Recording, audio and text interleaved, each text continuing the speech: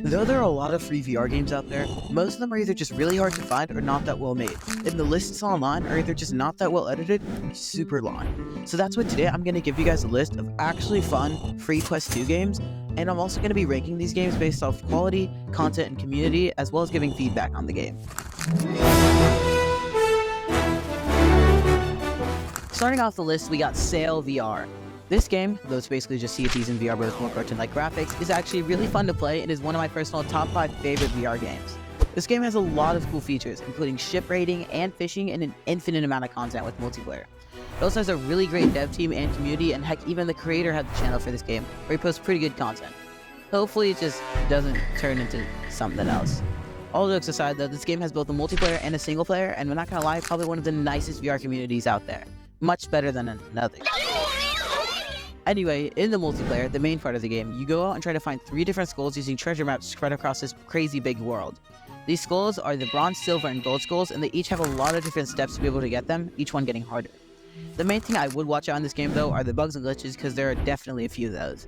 In general though, I'd rate this game a solid 9.5 out of 10, and it's definitely worth trying out if you haven't already. Next on the list, we got QUANTAAR, which is basically just a 3D version of Super Smash Bros. In VR. And let's just say that this game has probably some of the most coolest and most creative characters you'd ever see. You've got a robot ninja, a freaking pirate cat, and a bear called Gummy. Get it? Because he's a gummy bear. Yeah, never mind.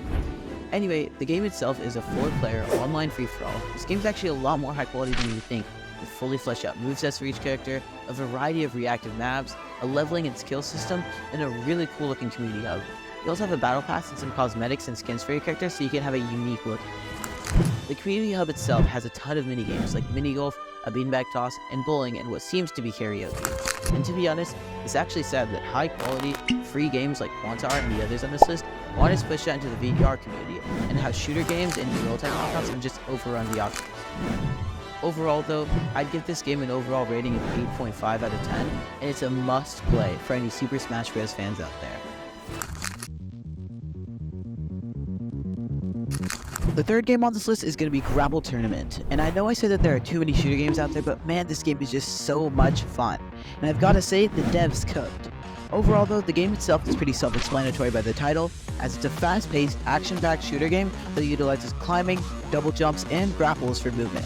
But besides the obvious, the game contains a lot of really fun and cool game modes like Deathmatch, Team Deathmatch, and Capture the Flag, aka the basic game modes, but then has things like Instagib, a one-shot kill type game mode, and Mutant, a game mode where one person is given a juggernaut-like position and has a lot of health. The game itself also has some really cool and unique guns like an aimbot railgun, a minigun that shoots really fast, as well as some weapons with secondary fire and a bunch more stuff that you guys can go check out. Also, the game has a ton of really well-made maps like a container map, a Parthenon map, a map that looks like a space station, a temple map, and a futuristic arena map, as well as character customization to make your character look really unique. Overall though, I'd give this game a solid 9.5, and it's a hidden gem for any shooter game lovers out there.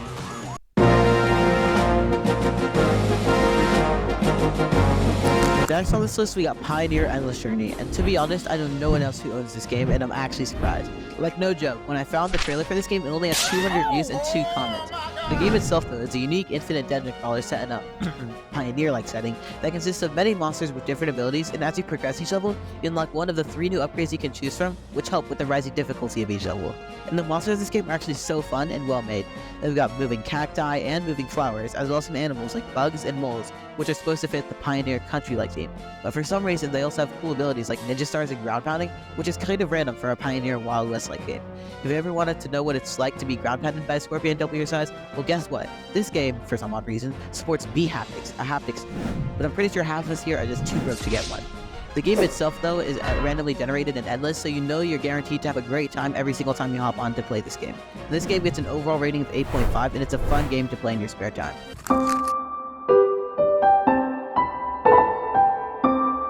The last game on this list is going to be Harvest VR.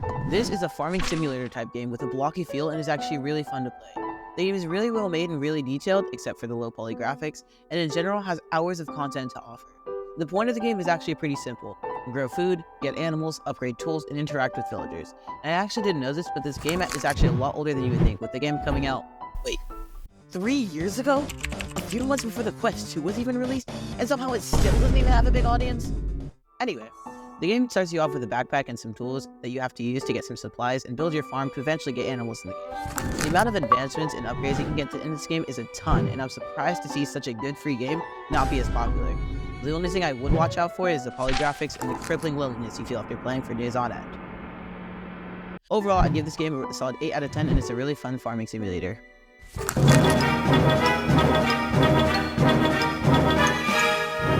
Yup, that's right, Harvest VR wasn't the last game. I still got one more bonus game for you guys, but sadly, for anyone who doesn't have side quests, you won't be able to play this game. This is POKEQUEST, a VR version of the original Pokemon Red and Blue game, which includes all aspects of the game, like shinies, zones, fishing, and even hidden areas. The game itself is actually really unique and even uses 2D pixel characters to play the game, a really immersive battle system that keeps the fun retro vibe everyone loves, 50 Pokemon from Gen 2, and even has one big online server with proximity chat to encourage cooperation and socializing, and the community is really nice and friendly. The game itself is actually kind of hard to beat and takes some time to complete as the gym leaders are a lot harder, but if you know how to beat Red and Blue easily and are a diehard Pokemon fan, this shouldn't be that much of an issue, but this game on Nuzlocke would be a nightmare. I feel like the cool thing about this game is that Pokemon Red and Blue with multiplayer is just a really cool idea and I love it. Overall, I'd give this game a solid 9 out of 10 and it's a must play for any Pokemon fans out there. From the open world pirate game of Sail to the VR remakes of this list, like POKEQUEST, I really hope that this list has given you guys at least one game you'll check out and hopefully enjoy.